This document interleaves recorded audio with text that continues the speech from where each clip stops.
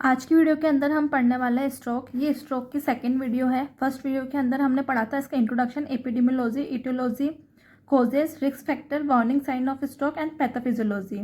उसके बाद आज की वीडियो के अंदर हम डिस्कस करेंगे इसका क्लासिफिकेशन को 4 तरह से क्लासीफाई किया है, depending on the cause, depending on the severity, depending on the duration and depending on the symptom. आज की वीडियो के अंदर सिर्फ अपन ये 4 इसकी क्लासिफिकेशन को डिस्कस करेंगे। स्ट्रोक के क्लासिफिकेशन के अंदर सबसे पहले यहाँ पर आता है डिपेंडिंग ऑन द कॉज के बेसिस पे स्ट्रोक को क्लासिफाई किया गया है 2 तरीके से। फर्स्ट है इस्केमिक स्ट्रोक एंड फर्स्ट है हेमरेजिक स्ट्रोक एंड सेकंड है इस्केमिक स्ट्रोक। ठीक है, हेमरेजिक स्ट्रोक के अंदर ब्लीडिंग होती है और इस्केमिक स्ट्रोक के अंदर ब्लॉकेज हो जाता है। फिर उसके बाद हेमरेजिक स्ट्रोक के भी 2 सब टाइप्स होते हैं। फर्स्ट होता है इंट्रासेरेब्रल हेमरेज एंड सेकेंड होता है सब एरेक्नोइड हेमरेज। ठीक है, इस तरह से इस्केमिक स्ट्रोक के भी 3 सब टाइप्स होते हैं। फर्स्ट है thrombotic stroke, embolic stroke and lacunar stroke. ठीक है, तो इनको अपन एक एक करके पढ़ेंगे कि सब क्या होता है। हेमरेजिक स्ट्रोक अपन को 15 से 20% केसेस के अंदर देखने को मिलता है। Cause by rupture of the blood vessel leading to bleeding in और अराउंड द ब्रेन। तो इसके अंदर ये होता है, जो हेमरेजिक स्ट्रोक है वो हेमरेजिक स्ट्रोक ब्लड वेसल के रप्चर होने के कारण होता है, जिस कारण से ब्रेन में और उसके अराउंड में ब्लीडिंग होती है। ठीक है, यहाँ पे क्या होगी, यहाँ पे ब्लीडिंग होगी हेमरेजिक स्ट्रोक के अंदर। क्यों हो रही है? क्योंकि यहाँ पे जो ब्लड वेसल्स है वो रप्चर हो गए। ठीक है, इसके टाइप्स की बात करते हैं। फर्स्ट टाइप है इसका इंट्रासेरेब्रल हेमरेज। ठीक है, इसको अपन शॉर्ट में कहते हैं ICH। इसके अंदर क्या होता है, bleeding occurs between the brain tissue. जो ब्लीडिंग होती है ना वो ब्रेन टिश्यूज़ के अंदर होती है, most commonly due to chronic hypertension. और ये क्यों होता है? ये क्रोनिक हाइपरटेंशन के कारण हो सकता है इंट्रासेरेब्रल हेमरेज। ठीक है, इसके अंदर क्या होता है, इसके अंदर ब्लीडिंग होती है ब्रेन टिश्यूज़ के अंदर। फिर उसके बाद यहाँ पर आता है इसका सेकंड टाइप, वो है सब एरेक्नोइड हेमरेज, जिसको अपन शॉर्ट में कहते हैं SAH। इसके अंदर क्या होता है ना, bleeding occurs in the sub arachnoid space. जो सब एरेक्नोइड स्पेस होता है ना उसके वहाँ पर ब्लीडिंग होती है, जिसको अपन कहते हैं सब एरेक्नोइड हेमरेज। और सब एरेक्नोइड स्पेस क्या होता है, ये जो ब्रेन और मेनिंजेस के बिटवीन का जो स्पेस होता है ना उसको सब एरेक्नोइड स्पेस कहते हैं। तो अगर वहाँ पे ब्लीडिंग हो रही है किसी भी रीज़न से तो उसको अपन सब एरेक्नोइड हेमरेज कहेंगे। ठीक है, कॉमन कॉजेज रप्चर एनोरिज्म। ठीक है, ये इसका कोज है जिस कारण से ऐसा होता है।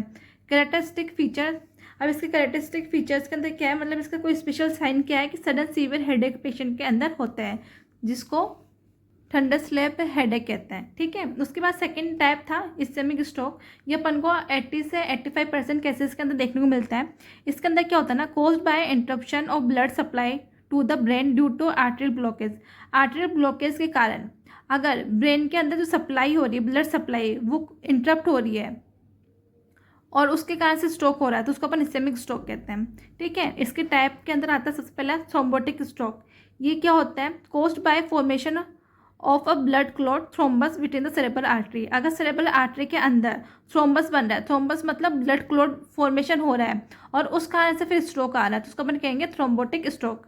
ठीक है, उसके बाद है एम्बोलिक स्ट्रोक। एम्बोलिक स्ट्रोक के अंदर क्या हो रहा है ना, कोज्ड बाय अ क्लॉट फॉर्मेशन। इसके अंदर क्लॉट का फॉर्मेशन होता है। ठीक है, कॉमनली इन द हार्ट के अंदर ब्लड क्लॉट का फॉर्मेशन होता है और वो ट्रेवल करके ब्रेन में चला जाता है। फिर वहाँ जाके वो ब्लड की जो सप्लाई होती है उसको ब्लॉक कर देते हैं। अगर इस रीज़न के कारण अगर स्ट्रोक आ रहा है पेशेंट को तो उसको अपन कहेंगे एम्बोलिक स्ट्रोक। ठीक है, lead to sudden onset of symptoms. इसके अंदर जो सिम्टम्स होते हैं ना वो सडनली अपन को देखने को मिलते हैं। कॉमन सोर्सेज के क्या हो सकते हैं, आर्टरियल फिब्रिलेशन होता है, वल्वुलर हार्ट डिजीज। इस कारण से अपन को एम्बोलिक स्ट्रोक देखने को मिल सकता है। बात समझ आ रही है अपन किस तरह से कर रहे हैं। इस्केमिक स्ट्रोक क्या होता है ना, इसके अंदर आर्टरीज ब्लॉक हो रही है जिस कारण से स्ट्रोक हो रहा है। तो जो थ्रोम्बोटिक स्ट्रोक हो रहा है ना इसके अंदर भी आर्टरी ब्लॉक हो रही है। क्यों हो रही है? क्योंकि वहाँ पे ब्लड क्लॉट या फिर थ्रोम्बस बन रहा है और इसके अंदर भी जो है ब्लॉकेज हो रहा है। लेकिन इसके अंदर क्या हो रहा है ना, जो सबसे पहले ब्लड फॉर्मेशन हुआ था वो हार्ट के अंदर हुआ था, किसी और जगह पे हुआ था, लेकिन वो वहाँ से ट्रेवल करके ब्रेन के ब्लड सप्लाई में चला गया है और वहाँ जाके उसने ब्लॉकेज फिर क्रिएट किया है जिस कारण से एम्बोलिक स्ट्रोक हो रहा है। ठीक है, फिर उसके बाद इसका फिर एक और टाइप आता है, थर्ड टाइप इस्केमिक स्ट्रोक का, लेकुनार स्ट्रोक। इसके अंदर क्या होता है ना, caused by occlusion of small penetrating arteries. ठीक है, associated with hypertension and diabetes mellitus, affected deep brain structure, basal ganglia, thalamus. जो ये वाला स्ट्रोक होता है इस स्ट्रोक के अंदर जो स्मॉल आर्टरीज ब्लॉक हो जाती है, स्मॉल आर्टरी ब्लॉकेज हो रहा है, उस कारण से अपन को ये वाला स्ट्रोक देखने को मिल सकता है। और ये हाइपरटेंशन और डायबिटीज़ से रिलेटेड हो सकता है ये वाला स्ट्रोक। इन पेशेंट के अंदर अपन को देखने को मिल सकता है ये वाला टाइप स्ट्रोक का। और इसके अंदर जो ब्रेन होता है, ब्रेन के जो डीप एरिया स्ट्रक्चर होते हैं ना, डीप ब्रेन स्ट्रक्चर होते हैं ना, वो अफेक्ट होते हैं, जैसे कि बेसल गेंगलिया हो गया, थैलेमस हो गया। ठीक है, तो अभी हमने पढ़ा इसका क्लासिफिकेशन के अंदर अपन ने फर्स्ट वाला देख लिया, depending on the causes. Cause के बेसिस पे जो क्लासिफिकेशन होता है स्ट्रोक का, वो दो तरह का होता है, haemorrhagic stroke and ischaemic stroke. उसके भी अपन ने सब टाइप समझ लिया। अब उसके बाद यहाँ पे आता है डिपेंडिंग ऑन द सिवेरिटी के बेसिस पे, depending on the severity stroke severity is commonly classified using clinical scale like the NIH score stroke scale. इसके अंदर क्या होता है ना, जो क्लासिफिकेशन होता है स्ट्रोक का, उसको अपन एक स्केल के बेसिस पे करते हैं। इसके अंदर अपन एक स्केल यूज़ करते हैं और अपन पता लगाते हैं जो स्ट्रोक है ना वो कौन सा वाला है, माइल्ड है, मॉडरेट टू सीवियर है, या फिर सीवियर स्ट्रोक है।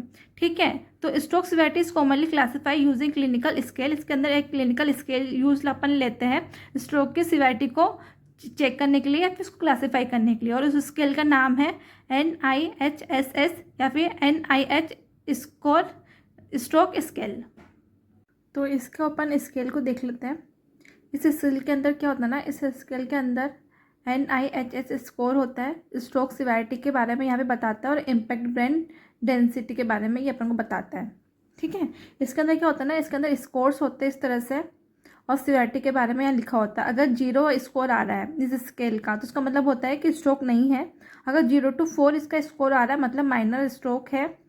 5 से 15 अगर इसका स्कोरिंग आ रही है स्केल की, मतलब वो मॉडरेट स्ट्रोक है। 16 to 20 आ रहा है तो मतलब उसको मॉडरेट टू सीवियर स्ट्रोक अपन कहेंगे। और 21 to 42 आता है तो उसको अपन सीवियर स्ट्रोक कहेंगे। ठीक है, और ये एरो अपन को बता रहा है कि जितने ज़्यादा स्कोर ज़्यादा होगा उतना ज़्यादा सीवियर कंडीशन होगी स्ट्रोक की। ठीक है, तो इसके अंदर भी यही लिखा हुआ है। तो इस क्लासिफिकेशन के अकॉर्डिंग या फिर इस स्केल के अकॉर्डिंग इस स्ट्रोक को अपन ने क्लासीफाई किया है। यहाँ पे mild stroke, moderate to severe stroke, एक होता है सीवियर स्ट्रोक। ठीक है, तो माइल्ड स्ट्रोक के अंदर क्या होता है ना, जो स्केल होती है ना, स्केल के अंदर जो स्कोर होता है वो होता है 1 to 4, मतलब ये माइल्ड स्ट्रोक है। इसके अंदर मिनिमल न्यूरोलॉजिकल डेफिसिट होता है, बहुत कम अपन को न्यूरोलॉजिकल डेफिसिट देखने को मिलते हैं, बहुत कम। जो पेशेंट होता है ना, patient is usually functionally independent. जो पेशेंट होता है ना वो फंक्शनली इंडिपेंडेंट होता है। ठीक है, इसके अंदर जो सिम्टम्स होते हैं ना वो सबसाइड हो जाते हैं कुछ टाइम के बाद, क्योंकि यहाँ पे डेफिसिट जो है ना बहुत मिनिमल है। उसके बाद यहाँ पर आता है मॉडरेट स्ट्रोक। मॉडरेट स्ट्रोक के अंदर जो स्केल है उसका स्कोर होता है 5 to 15। अगर स्ट्रोक जो अपन स्केल यूज़ कर रहे हैं, अगर उसके अंदर स्कोर 5 से 15 आ रहा है, मतलब वो मॉडरेट स्ट्रोक है। इसके अंदर अपन को न्यूरोलॉजिकल इम्पेयरमेंट देखने को मिलते हैं क्लियर। पहले वाले के अंदर बहुत मिनिमम था, लेकिन यहाँ पे अपन को थोड़ा ज़्यादा न्यूरोलॉजिकल इम्पेयरमेंट देखने को मिलेंगे। पेशेंट में need assistance in daily activity. जो पेशेंट है उसको डेली एक्टिविटी में सपोर्ट चाहिए होगा, असिस्टेंट की उसको नीड होगी। Symptoms recover in a period of 3 to 6 month with minimal neurological deficit. अगर पेशेंट को मिनिमल न्यूरोलॉजिकल डेफिसिट है तो उसके जो सिम्टम्स है ना वो रिकवर हो सकते हैं, ट्रीटमेंट के साथ साथ रिकवरी हो सकती है 3 to 6 मंथ के अंदर। मॉडरेट टू सीवियर स्ट्रोक के अंदर जो स्कोर होता है इस स्केल का वो होता है 16 to 20। इसका तो न्यूरोलॉजिकल डेफिसिट बहुत ज़्यादा सिग्निफिकेंट होते हैं, बहुत ज़्यादा बढ़ जाते हैं, और अपन को फंक्शनल इम्पेयरमेंट भी इसके अंदर देखने को मिलता है। ठीक है, ये सीवियर होता जा रहा है, माइल्ड टू सीवियर की तरफ अपन जा रहा है। जो भी साइन एंड सिम्टम्स होगा, जो इम्पेयरमेंट होगा वो ज़्यादा इंक्रीज होगा। ठीक है, सीवियर स्ट्रोक के अंदर क्या हो रहा है ना, जो इसका स्कोर है वो ज़्यादा हो गया, 21 to 42 हो गया है। इसके अंदर डिसेबिलिटी अपन को देखने को मिलेगी, वो भी ज़्यादा सीवियर होगी। और उसके अलावा जो कॉम्प्लिकेशंस होंगे और मोडिलिटी होगा ना, उसका हाई रिस्क होगा पेशेंट के अंदर। ठीक है, there is no complete recovery of the symptom even after 1 year, always need up with severe neurological deficit. तो इसके अंदर क्या होता है ना, सीवियर स्ट्रोक के अंदर पेशेंट की कंडीशन बहुत ज़्यादा खराब हो जाएगी, साइन एंड सिम्टम्स बहुत ज़्यादा देखने को मिलेंगे। इसके अलावा कॉम्प्लिकेशंस बहुत ज़्यादा होगा, रिस्क फैक्टर बहुत ज़्यादा होगा, रिकवरी बहुत टाइम के बाद आएगी, और हो सकता है कि 1 साल के बाद भी अपन को रिकवरी देखने को ना मिले ठीक से। ठीक है, और न्यूरोलॉजिकल डेफिसिट जो होंगे वो ज़्यादा सीवियर होंगे। उसके बाद इसी के अंदर आता है अल्टरनेटिव सिंपल क्लिनिकल क्लासिफिकेशन। कुछ क्लिनिकल क्लासिफिकेशन भी इसके अंदर दिए हुए हैं, जैसे कि minor stroke, moderate stroke and severe stroke. इस तरह से भी इसको क्लासीफाई कर सकते हैं। माइनर स्ट्रोक के अंदर साइन एंड सिम्टम्स जो होंगे वो बहुत कम होंगे, डिसेबिलिटी नहीं होगी या फिर बहुत कम होगी। मॉडरेट स्ट्रोक के अंदर सीवियरिटी इंक्रीज हो रही है, ज़्यादा इंक्रीज हो रहा है, तो अपन को इसके अंदर डेफिसिट देखने को मिलेगा, नोटिसेबल डेफिसिट्स होंगे न्यूरोलॉजिकल, और पार्शियली डिपेंडेंट होगा पेशेंट। ठीक है। सीवियर स्ट्रोक के अंदर जो डेफिसिट्स है न्यूरोलॉजिकल डेफिसिट्स वो ज़्यादा होंगे, पैरालिसिस हो सकता है, स्पीच पेशेंट की लॉस हो सकती है, कोमा पेशेंट के अंदर हो सकता है, और जो पेशेंट होगा वो कंप्लीटली इंडिपेंडेंट होगा, मतलब सॉरी डिपेंडेंट होगा। ठीक है। उसके बाद यहाँ पर आता है डिपेंडिंग ऑन द ड्यूरेशन, जो कि हमने पहले भी देखा था कि अपन इसको अलग तरीके से क्लासीफाई कर रहे हैं। तो सिवियरिटी के बाद आता है डिपेंडिंग ऑन द ड्यूरेशन, अपन इस स्ट्रोक को क्लासीफाई कर रहे हैं। तो इसको 3 तरह से क्लासीफाई किया है इन्होंने स्ट्रोक को इस ड्यूरेशन के बेसिस पे, acute stroke, sub acute stroke and chronic stroke. Acute stroke क्या होता है? To a period of 1 week और अनटिल स्पास्टिसिटी डेवलप्स। इसके अंदर जब से स्ट्रोक हुआ है, जब से स्ट्रोक स्टार्ट हुआ है और वो कुछ वीक तक चलेगा, तो उसको अपन एक्यूट स्ट्रोक कहेंगे। और इसके अंदर क्या होता है ना, जो स्पास्टिसिटी है ना वो डेवलप हो जाती है, मतलब जब से उस वीक से जहाँ से स्ट्रोक स्टार्ट हुआ है और वहाँ तक जहाँ तक स्पास्टिसिटी डेवलप हुई है उसको अपन एक्यूट स्ट्रोक कहेंगे। ठीक है। सब स्ट्रोक किसे कहेंगे? After development of spasticity and last for a period of और 3 to 12 मंथ। और जब फिर यहाँ से स्पासिटी खत्म हुई, इसको अपन ने सब एक्यूट स्ट्रोक कह दिया। फिर जहाँ से स्पासिटी इंक्रीज हो रही है उसके बाद के 3 to 12 मंथ तक उसको अपन सब एक्यूट स्ट्रोक कहेंगे। ठीक है। उसके बाद क्रोनिक स्ट्रोक, क्रोनिक स्ट्रोक को अपन कब कहेंगे? जब स्ट्रोक हुआ है और उसको 12 महीने हो गए, तो 12th मंथ के बाद अपन उसको कहेंगे क्रोनिक स्ट्रोक। ठीक है। एक्यूट स्ट्रोक जब से स्ट्रोक स्टार्ट हुआ है और जब तक डेवलपमेंट स्टार्ट हुआ है स्पासिटी का, फिर जहाँ से स्पास्टिसिटी हुई है वहाँ से लेकर 3 to 12 मंथ तक अपन उसको सब एक्यूट स्ट्रोक कहेंगे, और उसके बाद 12 मंथ के बाद अपन उसको कहेंगे क्रोनिक स्ट्रोक। ठीक है। उसके बाद यहाँ पर आता है depending on the symptom. Symptom के बेसिस पे हमने यहाँ पे स्ट्रोक को क्लासीफाई किया है। आप इसको इस डायग्राम के अंदर भी देख सकते हो, मतलब ये जो अपन ने लिखा हुआ है, अपन ने कॉज के बेसिस पे देख लिया, हेमरेजिक स्ट्रोक देख लिया, इस्केमिक स्ट्रोक देख लिया, सीवियरिटी के बेसिस पे अपन ने देख लिया, जिसके अंदर अपन ने देखा था माइल्ड, मॉडरेट, सीवियर, वो वाला। ठीक है। उसके बाद ड्यूरेशन के बेसिस पे अपन ने देखा यहाँ पे एक्यूट स्ट्रोक, सब एक्यूट स्ट्रोक, क्रोनिक स्ट्रोक। अब अपन देखेंगे सिम्टम के बेसिस पे। सिम्टम के बेसिस पे जो भी एरिया या फिर जो भी आर्टरी के अंदर प्रॉब्लम हो रही है, जिस कारण से स्ट्रोक हो रहा है और ब्लड सप्लाई नहीं हो पा रही, तो उसके बेसिस पे अपन को साइन एंड सिम्टम देखने को मिलते हैं कि कौन सा एरिया जो है वो अफेक्ट हो रहा है। तो MCA सिंड्रोम इसके अंदर देखने को मिल सकता है, PCA सिंड्रोम, उसके अलावा MC है, SC है, PCA, ये सब अपन को देखने को मिल सकता है। वर्टिब्रो बेसिलर आर्टरी सिंड्रोम अपन को देखने को मिल सकता है। इसके अंदर vertebral artery, basilar artery, internal carotid artery आते हैं। उसके बाद लेकुनार सिंड्रोम, इन सबको अपन डिटेल से देखेंगे अब, डिपेंडिंग ऑन द सिम्टम्स को इनके अंदर जो हो रहा है क्लासिफिकेशन जो है इसको, उसको भी अपन और ज़्यादा डिटेल से आगे देखेंगे, डिस्कस करेंगे। तो यहाँ पर सबसे पहले आता है middle cerebral artery stroke, MCA। इस आर्टरी के अंदर क्या होता है ना, जब इसका स्ट्रोक होता है तो पहले इसका इंट्रोडक्शन देख लेते हैं, उसके बाद इसके क्लिनिकल फीचर्स के बारे में अपन डिस्कस करेंगे। इसके इंट्रोडक्शन के अंदर लिखा हुआ है the middle cerebral artery is the most commonly affected artery in stroke. जो मिडल सेरेब्रल आर्टरी होती है ना, वो सबसे ज़्यादा कॉमनली अफेक्ट होने वाली आर्टरी होती है स्ट्रोक के अंदर। अगर स्ट्रोक हुआ है तो हाई चांसेस होते हैं उसके कि वो मिडल सेरेब्रल आर्टरी के कारण हुआ है, उसके अंदर वो इफेक्ट हुई है मिडल सेरेब्रल आर्टरी। अब इसके बाद इसका फंक्शन बताएं, यहाँ पे कहाँ पे सप्लाई करती है ये। It supply the lateral surface of the brain, ये ब्रेन के लेटरल सरफेस पे सप्लाई करती है, including area for face, upper limb, speech and vision. Speech, vision, upper limb और फेस के एरिया इसके अंदर इंक्लूड होते हैं, वहाँ पर ये सप्लाई करती है। इसकी क्लिनिकल फीचर्स की बात करें तो कॉन्ट्रालेटरल हेमिप्लेजिया, जब मान लो मिडल सेरेब्रल आर्टरी है, अगर उसका स्ट्रोक हुआ है तो अपन को उस पेशेंट के अंदर कॉन्ट्रालेटरल हेमिप्लेजिया देखने को मिल सकता है। इसका मतलब क्या होता है ना, paralysis on the opposite side of the body, जो बॉडी है उसके ऑपोजिट साइड पे अपन को पैरालिसिस देखने मिलेगा। अगर मान लो ब्रेन का राइट पार्ट अगर अफेक्ट हो रहा है तो लेफ्ट साइड अपन को ऑपोजिट साइड पे अपन को पैरालिसिस देखने को मिलेगा, मतलब कि लेफ्ट साइड पे उसको पैरालिसिस हो जाएगा। Face and upper limb are more affected than lower limb, जो फेस और अपर लिम होता है वो ज़्यादा अफेक्ट करता है लोअर लिम्ब की तुलना में, मतलब लोअर लिम्ब जो है ना कम अफेक्ट होगा, लेकिन फेस और अपर लिम्ब जो है वो ज़्यादा अफेक्ट होंगे। बात समझ आ रही है? जो मिडल सेरेब्रल आर्टरी होती है ना, वो आपको सबसे ज़्यादा देखने को मिलती है स्ट्रोक के अंदर। उसका स्ट्रोक या फिर उसके अंदर कोई भी प्रॉब्लम है वो, तो ये क्या होता है ना, ये सप्लाई करती है lateral surface of the brain को, जिसके अंदर इंक्लूड होता है कौन कौन से एरिया, फेस का, अपर लिम्ब का, स्पीच का एंड विजन का। इसलिए अपन ने यहाँ पर ये कहा है कि अगर मान लो मिडल सेरेब्रल आर्टरी का स्ट्रोक होता है तो अपर लिम्ब जो है वो ज़्यादा अफेक्ट करेगा लोअर लिम्ब की तुलना में। फेस और अपर लिम्ब जो है ज़्यादा अफेक्ट होंगे, ठीक है, क्योंकि ये फेस, अपर लिम्ब, स्पीच और विजन को सप्लाई कर रहा है, ये वाले एरिया जो है वो इन्वॉल्व हो रहा है। उसके बाद यहाँ पर आता है कॉन्ट्रालेटरल हेमीसेंसरी लॉस, ठीक है। यहाँ पे कॉन्ट्रालेटरल हेमीप्लेजिया था, पहले तो पैरालिसिस हो रहा था, लेकिन अब यहाँ पे क्या होगा, कॉन्ट्रालेटरल साइड मतलब कि ऑपोजिट साइड, यहाँ पर जो पेशेंट होगा उसके सेंसरी लॉस अपन को देखने को मिलेगा, loss of sensation on opposite side. Opposite side पे मतलब जिस साइड का ब्रेन डैमेज हुआ है उसके ऑपोजिट साइड पे अपन को यहाँ पे सेंसरी जो है ना लॉस देखने को मिलेगा। Again face and upper limb, lower limb, ठीक है। तो क्या होगा, फेस और अपर लिम्ब जो है वो ज़्यादा अफेक्ट करेंगे लोअर लिम्ब की तुलना में, जैसे कि अपन ने यहाँ पे कहा था ऊपर, ठीक है। अगेन वही बात बोली गई है। इडियोमोटर एप्रेसिया, इसके अंदर क्या होता है ना, inability to perform learn purposeful movement. इसके अंदर जो पेशेंट होता है ना वो पर्पसफुल मूवमेंट नहीं कर पाता, जो लर्न पर्पसफुल मूवमेंट थे उसके पहले से वो नहीं कर पाता, उसके अंदर इनएबिलिटी होती है। जैसे मान लो अपन ने पेशेंट को बोला कि ब्रश करना है, उसको बस समझ तो आ रही है लेकिन उसको परफॉर्म नहीं कर पाएगा उस सारे मूवमेंट को।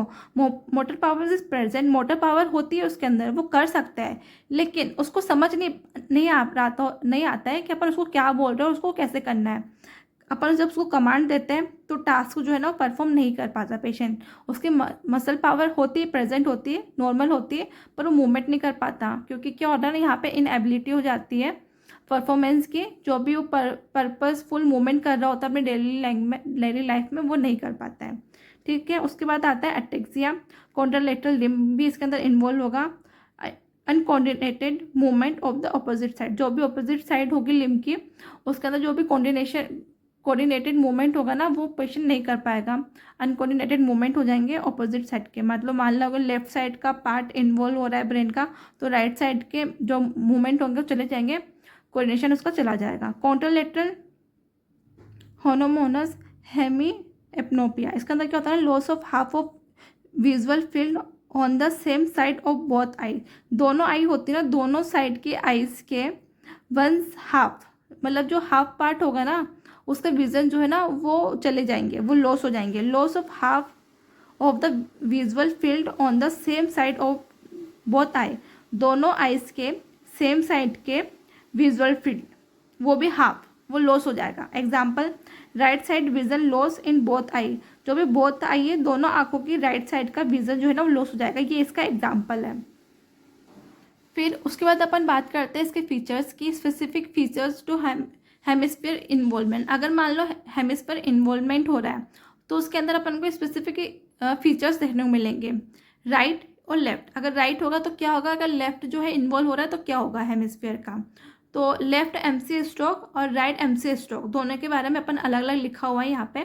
लेफ्ट एमसी स्ट्रोक मतलब dominated hemisphere, right MC stroke मतलब नॉन डोमिनेटेड हेमिस्फीयर, ठीक है। अगर मान लो लेफ्ट एमसी स्ट्रोक हो रहा है तो इसके अंदर क्या होगा, तो जो भी मोस्टली क्या होता है ना, जो लैंग्वेज सेंटर होता है ना वो चला जाता है, उसका लॉस अपन को देखने को मिलता है यहीं पे। ये लैंग्वेज सेंटर होता है इस जगह का, अगर ये अफेक्ट कर रहा है तो अपन को स्पीच में प्रॉब्लम आएगी, ठीक है। तो यहाँ पे लिखा हुआ है एपेक्सिया, इसको मतलब क्या होता है, लैंग्वेज डिसऑर्डर होता है, मतलब सोई लैंग्वेज प्रॉब्लम अपन को देखने को मिलती है इसके अंदर। उसके बाद ब्रोकोस एपेक्सिया, एक्सप्रेसिव डिफिकल्टी इन स्पीकिंग, ठीक है। अगर ये हो रहा है तो पेशेंट को पेशेंट के अंदर वो जो स्पीच होगी ना वो ठीक नहीं होगी, ब्रेक होगी, वो ठीक से बोल नहीं पाएगा, ये अपन को देखने को मिलेगा, ठीक है। इसको अपन ने क्या बोला, एपेक्सिया। वर्निक्स एपेक्सिया, उसके अंदर क्या होगा ना, डिफिकल्टी इन अंडरस्टैंडिंग, जो पेशेंट होगा ना वो अंडरस्टैंड नहीं कर पाएगा अपनी बातों को कि अपन क्या बोल रहे हैं। राइट एमसी स्ट्रोक के अंदर क्या होगा ना, इसको अपन नॉन डोमिनेटेड हेमिस्फीयर कह रहे हैं, ठीक है। इसके अंदर क्या होगा ना, contralateral neglected, patient ignore the affected side. इसके अंदर क्या होता है ना, अगर मान लो पेशेंट को स्ट्रोक हुआ है, उसका राइट एमसी स्ट्रोक हुआ है, तो उसके अंदर क्या होगा ना, जो पेशेंट होगा ना जो उसका पार्ट, जो कॉन्ट्रालेटरल जो पार्ट है उसको वो नेग्लेक्ट कर देगा, जो अफेक्टेड साइड है ना उसको वो बिल्कुल इग्नोर कर देगा, कि वो भूल ही जाएगा कि उसके एक साइड भी है, वो हमेशा एक ही साइड को यूज़ करेगा, चलते वक्त भी, बोलते वक्त भी, हर काम में, ठीक है। पॉसिबल विजुअल फील्ड डिफेक्ट, हो सकता है कि जो विजुअल फील्ड है उसका वो भी डिफेक्ट हो जाए। इसको हमने यहाँ पे शॉर्ट में लिखा है एमसीए स्ट्रोक हो रहा है अगर मान लो, तो एमसीए क्या होता है ना, ये लेटरल सरफेस ऑफ ब्रेन को अफेक्ट करता है। इसके अंदर 3 तरह के अपन को डेफिसिट देखने को मिलते हैं, मोटर, सेंसरी एंड विजुअल, ठीक है। इसके अंदर क्या होगा ना, मोटर अगर अफेक्ट हो रहा है तो कॉन्ट्रालेटरल हेमिप्लीजिया होगा, अपन ने देख लिया किस तरह से पैरालिसिस हो जाएगा, फेस और अपर लिम्ब में ज़्यादा होगा, लोअर लिम्ब में कम होगा। इस कारण से पेशेंट के अंदर एटेक्सिया भी देखने को मिल सकता है ऑपोजिट साइड में, और इडियोमोटर एपेक्सिया भी देखने को मिल सकता है। उसके बाद सेंसरी डेफिसिट हो रहा है तो कॉन्ट्रालेटरल सेंसरी लॉस हो जाएगा, ये अपन ने पहले देख लिया। इसके अंदर भी फेस और अपर लिम्ब ज़्यादा अफेक्ट होगा लोअर लिम्ब की तुलना में, और ये भी अपन यहाँ पे देख चुके हैं, ठीक है। फिर इसी तरह से यहाँ पे आता है posterior cerebral artery stroke, PCA इसको अपन कहते हैं। तो पहले इसका इंट्रोडक्शन देख लेते हैं कि होता है क्या। The posterior cerebral artery supply the occipital lobe, inferior temporal lobe and thalamus. जो एमसी होती है, सॉरी पीसीए जो होती है पोस्टीरियर सेरेब्रल आर्टरी, वो सप्लाई करती है ऑसिपिटल लॉब को, inferior temporal lobe and thalamus को, ठीक है। It is mainly responsible for vision, memory, sensory integration. अगर मान लो इसके अंदर कोई भी प्रॉब्लम होती है पीसीए के अंदर, पोस्टीरियर सेरेब्रल आर्टरी के अंदर अगर स्ट्रोक हुआ है तो विजन, मेमोरी और सेंसरी इंटीग्रेशन आपको देखने को मिलेगा, इसके अंदर प्रॉब्लम्स हमको देखने को मिलेगी, ठीक है। इसके लिए रिस्पॉन्सिबल होता है। क्लिनिकल फीचर्स की बात करें, जैसे कि हमने पहले के पार्ट में देखा था स्ट्रोक में, कोऑर्डिनेटेड डिसऑर्डर्स अपन को देखने को मिलेंगे। मतलब कि क्या होगा, इंक्लूड्स एटेक्सिया एंड ट्रेमर्स अपन को देखने को मिल सकते हैं। मूवमेंट बिकम अनकोऑर्डिनेटेड, जो भी मूवमेंट होंगे बॉडी के वो अनकोऑर्डिनेटेड हो जाएंगे, उनके अंदर कोई भी कोऑर्डिनेशन नहीं रहेगा। कॉन्ट्रालेटरल होमोग्लोमस हेमी एपनोपिया अपन को देखने को मिलेगा, जो कि अपन ने पहले भी देखा था स्ट्रोक के अंदर। Loss of same half of vision field in both I के अंदर सेम साइड का विजुअल जो होगा वो लॉस हो जाएगा। Most important features of PC stroke, ये पीसी स्ट्रोक का मोस्ट इंपॉर्टेंट फीचर है ये वाला, ठीक है। ये याद रखने वाली बात है। कॉर्टिकल ब्लाइंडनेस पेशेंट के अंदर अपन को देखने को मिल सकती है। Completely loss of vision due to occipital lobe damage. अपन ने पहले देख लिया कि जो पोस्टीरियर सेरेब्रल आर्टरी है वो ऑसिपिटल लोब को सप्लाई कर रही है। अगर ऑसिपिटल लोब यहाँ पे डैमेज हो रहा है तो यहाँ पे विजन जो होगा वो कंप्लीटली लॉस हो जाएगा। पेपिलरी रिफ्लेक्स में रिगेन नॉर्मली, ठीक है, नॉर्मल होगा रहेगा ये। उसके बाद यहाँ पर आता है कोग्निटिव इम्पेयरमेंट। कोग्निटिव इम्पेयरमेंट भी अपन को पेशेंट के अंदर देखने को मिलेगा, include memory loss and confusion. अगर ये इम्पेयरमेंट हो रहा है, क्लिनिकल फीचर है ये इसका, तो पेशेंट के अंदर अपन को मेमोरी लॉस देखने को मिलेगा, कन्फ्यूजन देखने को मिलेगा due to involvement of temporal lobe. अपन ने ऊपर ही देख लिया कि किसको सप्लाई कर रहा है, ये टेम्पोरल लॉब को भी सप्लाई कर रहा है। अगर टेम्पोरल लॉब के अंदर इन्वॉल्वमेंट हो रहा है इसका स्ट्रोक का, तो उसके कारण से क्या होगा, मेमोरी लॉस अपन को देखने को मिलेगा और पेशेंट के अंदर कंफ्यूजन देखने को मिलेगा। उसी तरह से अगर ऑसिपिटल लॉब इन्वॉल्व हो रहा है तो अपन को विजन लॉस देखने को मिलेगा कंप्लीटली। कॉन्ट्रालेटरल सेंसरी इंपेयरमेंट, ये अपन ने पहले भी देखा था। Loss of sensation on the opposite side of the body का जो अपोजिट साइड होता है वहाँ पे अपन को सेंसरी लॉस देखने को मिलेगा। ये क्यों हो रहा है, क्योंकि थैलेमिक इन्वॉल्वमेंट हो रहा है, ठीक है। अगर ऑसिपिटल लॉब जो है, देखो यहाँ पे, अगर ऑसिपिटल लॉब जो है वो इन्वॉल्व हो रहा है तो अपन को विजन लॉस देखने को मिलेगा। अगर टेम्पोरल लॉब अगर इसके अंदर इन्वॉल्व हो रहा है तो अपन को मेमोरी लॉस देखने को मिलेगा, कन्फ्यूजन देखने को मिलेगा। अगर थैलेमस यहाँ पे इन्वॉल्व हो रहा है तो अपन को देखने को मिलेगा कि जो सेंसरी सेंस होंगे ना वो लॉस हो जाएंगे ऑपोजिट साइड के, ठीक है। थैलेमिक सिंड्रोम भी आता है यहाँ पे एक नीचे की तरफ। थैलेमिक सिंड्रोम क्या होता है ना, severe burning pain even the light touch. यहाँ पर अगर पेशेंट को लाइट टच भी अपन करेंगे तो पेशेंट को वहाँ पे बर्निंग सेंसेशन जो है ना फील होंगे। अब normal sensation to temperature touch, patient को टेम्परेचर और टच से रिलेटेड जो भी सेंसेशंस है वो अबनॉर्मल हो जाएंगे, ठीक है। उसके बाद इसका एक और क्लिनिकल फीचर है वो है वेबर सिंड्रोम। इसके अंदर क्या होता है ना, कॉन्ट्रालेटरल हेमिप्लेजिया हो जाता है पेशेंट के अंदर। इंस्पिलेटरल थर्ड क्रेनियल नर्व पाल्सी, तो अपन को पेशेंट के अंदर जो थर्ड क्रेनियल नर्व है ना वो पाल्सी देखने को मिल सकती है इसके अंदर आई डेविएशन हो जाएगा, डायलेटेड पुपिल्स हो जाएगी, पोस्टिस हो जाएगा, ठीक है। इसी तरह से यहाँ पर आता है एंटीरियर सेरेब्रल आर्टरी, जिसको अगर उसका स्ट्रोक हो जाएगा तो अपन उसको कहेंगे ACA स्ट्रोक, मतलब कि एंटीरियर सेरेब्रल आर्टरी स्ट्रोक, ठीक है। ये सप्लाई करती है ब्रेन को। इसका इंट्रोडक्शन देख लेते हैं। The anterior cerebral artery supply the medial surface of the frontal and parietal lobe. तो एंटीरियर सेरेब्रल आर्टरी होती है ना वो सप्लाई करती है मीडियन सरफेस को किसके मीडियन सरफेस को, फ्रंटल एंड पैरेटल लोब के मीडियन सरफेस को सप्लाई करती है। It's mainly control the lower limb behaviour and high mental function. जो एंटीरियर सेरेब्रल आर्टरी होती है ना, वो क्या कंट्रोल करती है, या फिर जो फ्रंटल पैरेटल लोब होता है ना, वो क्या कंट्रोल करते हैं, वो लोअर लिम्ब के फंक्शंस को कंट्रोल करते हैं, बिहेवियर को कंट्रोल करते हैं, मेंटल फंक्शन को, हायर मेंटल फंक्शन को कंट्रोल करते हैं। अगर इनके अंदर सप्लाई नहीं होती है, और सप्लाई कौन कर रहा है, एंटीरियर सेरेब्रल आर्टरी। अगर एंटीरियर सेरेब्रल आर्टरी के अंदर कुछ भी होता है, इसके कारण से अगर स्ट्रोक हो रहा है, तो जो सप्लाई होगी ना वो बंद हो जाएगी medial surface of the frontal and parietal lobe की। अगर ये इसके अंदर अफेक्ट कर रहा है, तो उस कारण से लोअर लिम्ब बिहेवियर और मेंटल फंक्शंस भी है, वो भी यहाँ पे इसका कंट्रोल भी लॉस हो जाएगा। ठीक है, इसके क्लिनिकल फीचर्स की बात कर लेते हैं। कॉन्ट्रालेटरल हेमिप्लीजिया, ये अपन पहले की वीडियोस में देखते हुए आ रहे हैं, मतलब इसके पहले वाले में भी डिस्कस किया था हमने। मोनोप्लीजिया अपन को देखने को मिल सकता है। वीकनेस और paralysis on the opposite side of the body के ऑपोजिट साइड पे वीकनेस और पैरालिसिस देखने को मिल सकता है। Lower limb is more affected than upper limb. अपन ने पहले वाले स्ट्रोक के अंदर पढ़ा था, तो वहाँ पे क्या हो रहा था ना, वहाँ पे अपर लिम्ब ज़्यादा अफेक्ट कर रहा था, लोअर लिम्ब कम कर रहा था। लेकिन इसके सप्लाई के अकॉर्डिंग हमको ये पता लगेगा कि लोअर लिम्ब को ज़्यादा वीक करेगा या फिर अपर लिम्ब को। हमने यहाँ पर देख लिया, जो medial surface of the frontal और पैरेटल लोब है जिसको सप्लाई कर रहा है, अगर सप्लाई नहीं करेगी तो उसके जो फंक्शंस है ना वो लॉस हो जाएंगे। और इनके फंक्शंस क्या है, लोअर लिम्ब बिहेवियर और हाई मेंटल फंक्शन को ही कंट्रोल कर रहे हैं। अगर इनकी फंक्शंस या फिर इनकी सप्लाई लॉस होगी तो लोअर लिम्ब का जो कंट्रोल होगा ना वो भी लॉस होगा। इसलिए यहाँ पे लिखा हुआ है कि अपर लिम्ब को कम अफेक्ट करेगी लेकिन लोअर लिम्ब को ज़्यादा करेगी। कॉन्ट्रालेटरल सेंसरी लॉस हो जाएगा, जो भी हम पहले भी देखा था, loss of sensation in the opposite lower limb. यहाँ पे लोअर लिम्ब की बात कर रहे हैं हम। ऑपोजिट लोअर लिम्ब के अंदर जो सेंसेशंस होंगे ना वो लॉस हो जाएंगे। यूरिनरी इनकॉन्टिनेंस अपन को पेशेंट के अंदर देखने को मिलेगा, क्योंकि लॉस ऑफ ब्लैडर कंट्रोल जो है ना वो लॉस हो जाएगा यहाँ पे, due to involvement of middle frontal muscular centre, क्योंकि इसके अंदर ये जो सेंटर है ना वो इन्वॉल्व हो रहा है। उसके बाद इम्पेयर्ड लिमिटेशन एंड बाइमेनुअल टास्क। ठीक है, difficulty in performing coordinated task using both hand. दोनों हाथों को यूज लेके वो भी कोऑर्डिनेटेड मूवमेंट नहीं कर पाएगा, उसके अंदर उसको डिफिकल्टीज होगी। प्रॉब्लम विथ मोटर प्लानिंग के अंदर उसको प्रॉब्लम हो सकती है पेशेंट को, अगर उसको ऐसी स्ट्रोक हुआ है तो, मतलब कि एंटीरियर सेरेब्रल आर्टरी स्ट्रोक हुआ है तो। फिर उसके बाद यहाँ पर आता है एबुलिया। उसके अंदर क्या होता है ना, lack of motivated and irritability. तो पेशेंट के अंदर जो मोटिवेशन होगा ना वो लॉस हो जाएगा। ठीक है, इनिटिव पेशेंट में अपीयर्स। उसके अंदर क्या होगा ना, जो पेशेंट होगा ना वो मोटिवेटेड फील नहीं करेगा, लेस मोटिवेटेड फील करेगा, इनएक्टिव हो जाएगा, साइलेंट हो जाएगा। ठीक है, एप्रेक्सिया आपको पेशेंट के अंदर देखने को मिल सकता है। Inability to perform learn purposeful movement deficit. जो पेशेंट होगा ना वो परफॉर्म नहीं कर पाएगा मूवमेंट को, पर्पसफुल मूवमेंट जो है वो नहीं कर पाएगा। ठीक है, नॉर्मल स्ट्रेंथ होने के बावजूद भी है। एमनेजिया पेशेंट के अंदर आपको देखने को मिल सकता है। मेमोरी इम्पेयरमेंट में भी प्रेजेंट, जो मेमोरी इम्पेयरमेंट है वो प्रेजेंट हो सकता है इस स्ट्रोक के कारण। प्रिमिटिव रिफ्लेक्सेस, ग्रेव्स रिफ्लेक्स, ये सब यहाँ पे लॉस हो सकते हैं, थोड़े खराब हो सकते हैं। उसके अलावा this are frontal lobe release sign.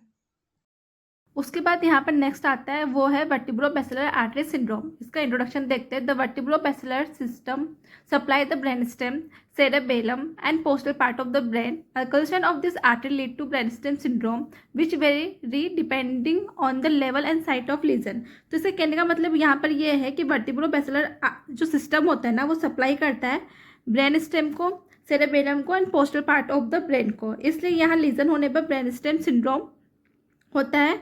और जो सिम्टम्स होते हैं, इसके सिम्टम्स डिपेंड करते हैं लीजन के लेवल एंड साइड पर। ठीक है, लीजन पर डिपेंड करेंगे, साइड पर डिपेंड करेंगे, इसके जो भी साइन ऑफ सिम्टम्स आएंगे। ठीक है, अब इसके बाद देखते हैं इसके टाइप्स ऑफ वर्टिब्रोबैसिलर सिंड्रोम। इसके बहुत सारे टाइप्स है यहाँ पे। फर्स्ट टाइप है यहाँ पर मीडियल मेडुलरी सिंड्रोम, या फिर इसको वर्टिब्रल आर्टरी भी कहते हैं। ठीक है, इसके अंदर क्या होता है ना, अगर ये सिंड्रोम होता है तो कॉन्ट्रालेटरल हेमिप्लेजिया आप लोगों को देखने को मिलता है, ये इसका टाइप है। Contralateral loss of proprioception. ठीक है, हम पहले के पार्ट में पढ़ते हुए आ रहे हैं, जो भी हमने सिंड्रोम पहले पढ़े उनके सबके अंदर में हेमिप्लेजिया हमको देखने को मिल रहा था कॉन्ट्रालेटरल।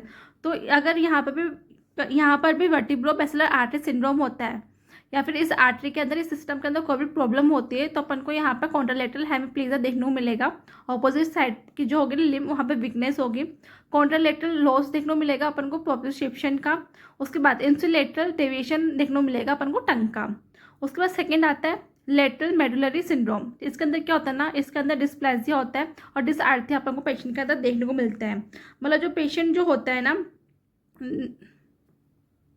उसको निगलने में प्रॉब्लम होगी किसी भी चीज़ को। जब वो निगलेगा तो उसको तकलीफ होगी और बोलने में इसके अंदर उसको प्रॉब्लम होगी। इसके अलावा वर्टाइगो पेशेंट के अंदर देखने को मिल सकता है, vertigo.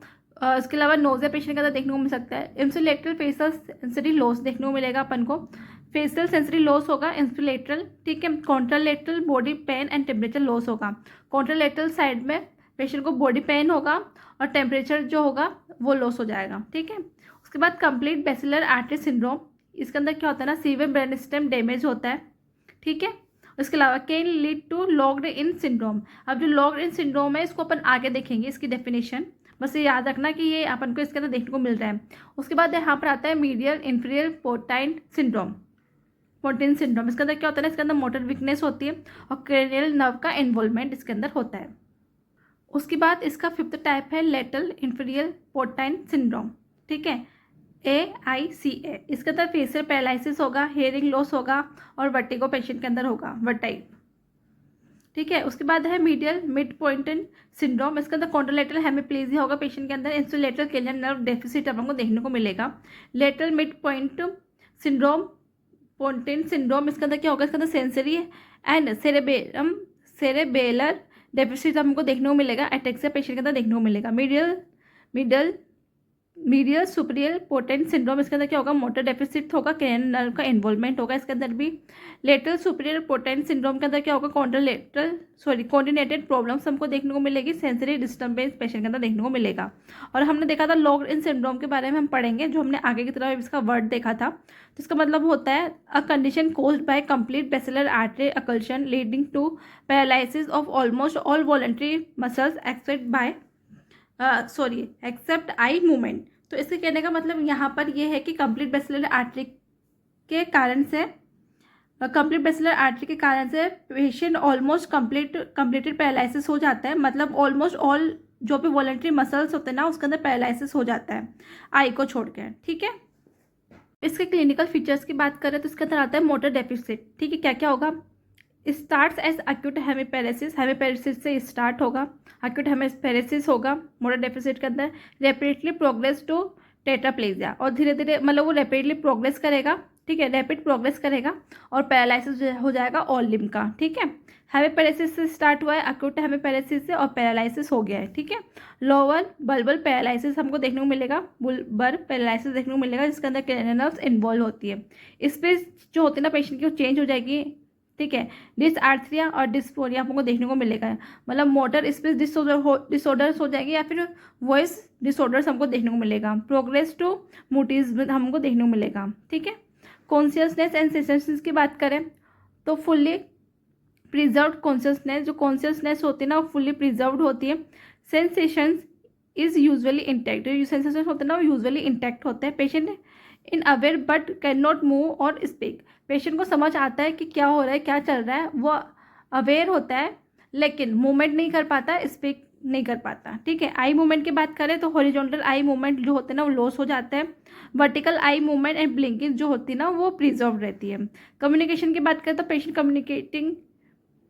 Communicates using I blinking, patient communicate करने के लिए आई ब्लिंकिंग का यूज़ करता है या फिर वर्टिकल आई मूवमेंट करता है, ठीक है। क्योंकि हमने देखा था यहाँ पे वर्टिकल आई मूवमेंट हो रहा था, तो वर्टिकल आई मूवमेंट करेगा और आई ब्लिंकिंग वो करेगा कम्युनिकेशन के लिए। उसके बाद यहाँ पर आता है लेकुनार सिंड्रोम, ये इसका लास्ट है। इसका इंट्रोडक्शन देखें तो lacunar stroke are caused by small vessel disease affecting the deep white matter of the brain. They commonly occurs due to hypertension and diabetes. तो इसके कहने का मतलब ये है यहाँ पे लेकुनार स्ट्रोक स्मॉल वेसल्स होते हैं ना उनकी डिजीज़ की वजह से होता है, जो ब्रेन के डीप वाइट मैटर को अफेक्ट करता है। मोस्टली ये हाइपरटेंशन और डायबिटीज़ के कारण होता है। कौन कौन सी कॉमन साइड इसकी होती है, कॉमन साइड होती है internal capsule, posterior limb, pores and thalamus, ठीक है। अब इसके भी टाइप्स है यहाँ पे इस सिंड्रोम के भी। फर्स्ट है प्योर मोटर स्ट्रोक। इसके अंदर क्या होता है ना, weakness of face, arm, leg on the one side की में वीकनेस होगा फेस के अंदर, आर्म के अंदर एंड लेग के अंदर। नो सेंसरी लॉस नहीं होता है। कॉमन साइड कौन कौन सी होती है, इंटरनल कैप्सूल एंड पोन्स।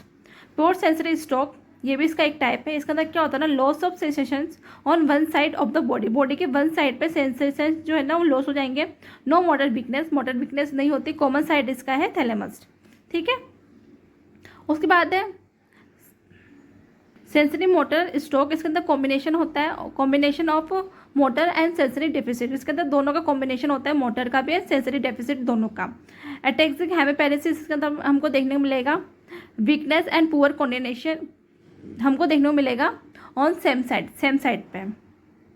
फिर उसके बाद यहाँ पर आता है डिसआर्थिया क्लमजी हैंड सिंड्रोम। ये हमको पेशेंट के अंदर देखने को मिलता है। स्क्लर्ड स्पीच होती है पेशेंट की एंड क्लमजी हैंड मूवमेंट होते हैं। अदर फीचर्स की बात करें तो डिस्टोनिया इनवॉलेंट्री मूवमेंट में भी प्रेजेंट हो सकते हैं, इनवॉलेंट्री मूवमेंट या फिर डिस्टोनिया, ठीक है। उसके बाद यहाँ पे इम्पेयरमेंट हम नेक्स्ट वीडियो के अंदर पढ़ेंगे, primary impairment and indirect impairment, okay. तो आज की वीडियो के अंदर हमने सिर्फ इसका क्लासिफिकेशन देखा, depending on the cause, depending on the severity, depending on the duration and depending on the symptoms, ठीक है। नेक्स्ट वीडियो के अंदर अपन फिर आगे इम्पेयरमेंट देखेंगे, फिर उसके बाद स्टेज ऑफ रिकवरी वगैरह अपन पढ़ना स्टार्ट करेंगे। अगर आपको वीडियो अच्छी लगी हो तो उसको लाइक करें, शेयर करें, सब्सक्राइब करें। Thank you.